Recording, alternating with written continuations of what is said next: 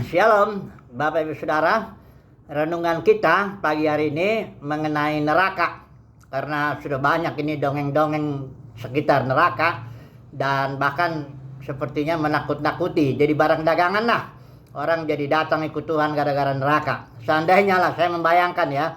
Seandainya lah malaikat-malaikat pada bilang, oh neraka nggak ada, oh nggak ada sisaan apapun, nggak ada ini. Saya yakin itu, gedung-gedung gereja bisa kosong itu.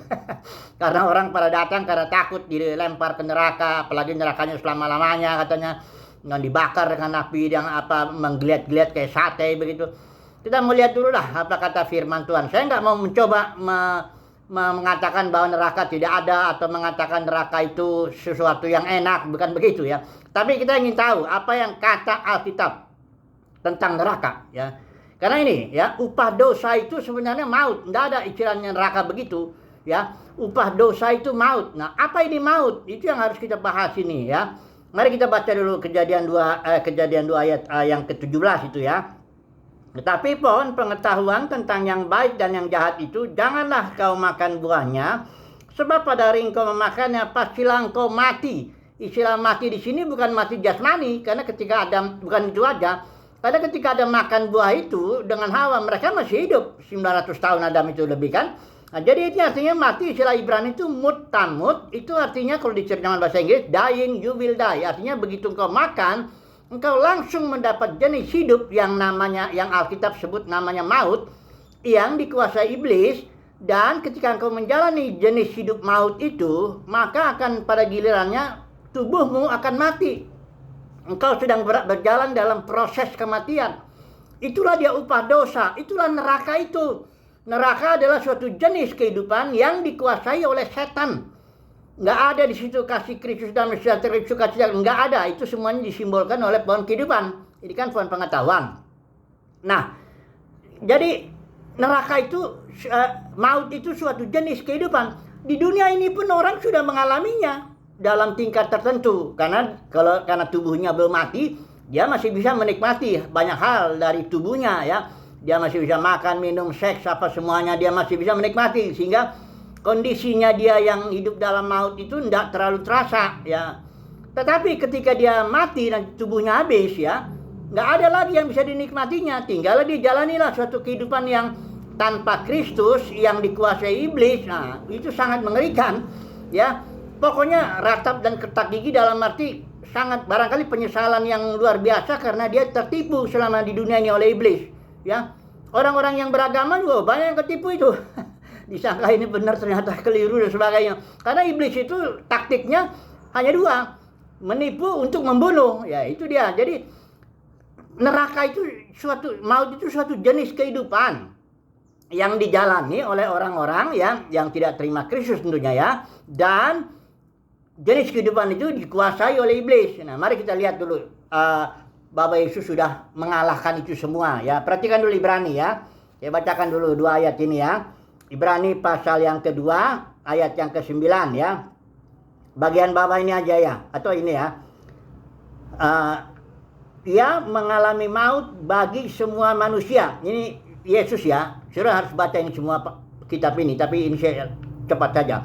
Ibrani 2:9, ia telah mengalami maut bagi semua manusia. Yesus itu mati untuk semua manusia, mengalami maut. Nah, maut itu adalah ayat 14, supaya oleh kematian Yesus, ia memusnahkan dia, yaitu iblis yang berkuasa atas maut. Jadi maut sudah dihancurkan, iblisnya juga sudah dikalahkan, maka manusia perlahan-lahan akan masuk ke dalam hidup. Makanya Yesus bilang, kalau aku ditinggikan, aku akan narik semua orang datang kepadaku.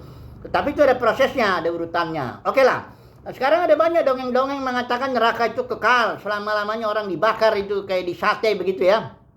Ini tipu-tipu iblis juga ini ya. Karena dia senang lah.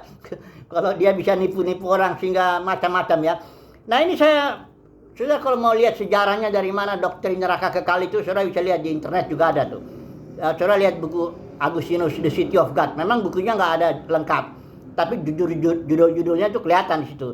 Ini dari buku yang ke-21, di situ Agustinus bilang eternal punishment, penghakiman kekal, eternal dia bilang ya, kekal. penghakiman kekal ya untuk kota setan. Tetapi di buku yang ke-22 dia bilang eternal happiness untuk the saint, untuk orang-orang kudus. Jadi dari Agustinus inilah istilah doktrin neraka kekal itu mulai ya. Nah, kemudian ada seorang namanya Jerome tahun 380 Masehi, dia menerjemahkan Alkitab dari bahasa Yunani ke Latin, juga dari Ibrani ke Latin. Ini Alkitab resmi Katolik nih, Vulgate version.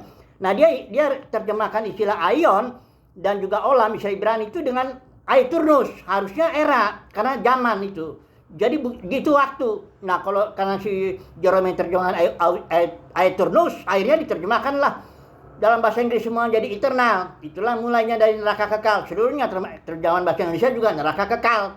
Sebenarnya neraka itu berjaman-jaman, karena rencana Bapa itu berjaman-jaman sampai nanti Bapa menjadi semua dalam semua, sampai nggak ada lagi maut. Itu ya. Jadi neraka pada akhirnya nggak ada lagi, sudah dikalahkan oleh Yesus ya. Dihancurkan, maut itu, iblis juga dihancurkan ya gitu ya. Oke, kemudian ada lagi seorang yang namanya Kaisar Romawi, Justinianus. Ini dia bikin quote. Dia abad ke-6 ini. Dia ini yang meresmikan doktrin neraka kekal. Loh, dia ini kejam juga sebenarnya ya, karena dia kalau orang dianggap pagan itu atau bidat atau enak, bisa dibakar di depan dia, ditenggelamkan di depan dia, dihukum gitu ya. Nah, mulai dari situ sampai detik ini, doktrin neraka kekal itu menjadi mayoritas. Dan kalau orang mengatakan yang lain, udah dianggap universalisme, bidat atau apa-apa. Ini ada satu buku ya, kalau saudara mau serius belajar ini ya. Ini Analytical Study of Birth, ini Louis Seibat. Dia 50 tahun belajar tentang istilah aion, Yunani, dan istilah Ibrani olam. Saya udah bikin 4 videonya itu, aion judulnya di channel saya. Jadi saudara kalau mau ngomong itu, jangan asal sembarang ngomong aja, doktrin neraka kekal gitu ya. Nakut-nakutin, emang itu barang dagangan dalam kekristenan. Dagangan itu, karena itu kan orang jadi takut. Daripada gue dilempar ke neraka kekal selama-lamanya, gue datang dah kasih persepuluhan ya, supaya jangan nanti semuanya jadi ditakutin ya. Ini ngancam-ngancam begini jadi apa? Untuk keuntungan siapa? Ini nantilah di pengadilan Kristus lah, semuanya akan terbuka lah di situ ya. Tapi intinya gini renungan kita.